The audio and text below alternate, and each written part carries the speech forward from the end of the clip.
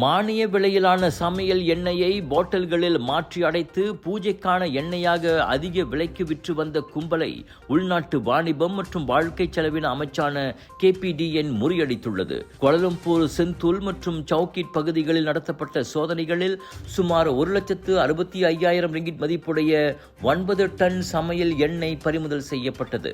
2 மாத உளவு தகவல்களின் அடிப்படையில் இந்த அதிரடி நடவடிக்கை மேற்கொள்ளப்பட்டதாக கோலாலம்பூர் KPDN துணை இயக்குனர் முகமது ஷாரான் முகமது அர்ஷாத் தெரிவித்தார். 1 கிலோகிராம் மானிய எண்ணெய் பாக்கெட்டுகளை 2 ரிங்கிட் 45 சென்னுக்கு வாங்கிய அக்கும்பல் அதை பாட்டில்களில் அடைத்து கிள்ளான் பள்ளத்தாக்கு சில்லறை விற்பனையாளர்களுக்கு 7 ரிங்கிட் 50 சென்னுக்கு விற்று வந்துள்ளது.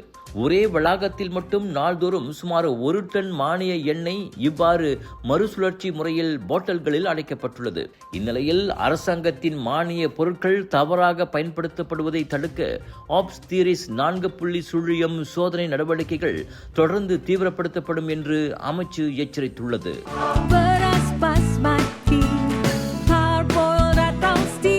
நீளமானது, தரமானது, சுவையானது, ஆரோக்கியமான அரிசிக்கு உன்னதமான தேர்வு.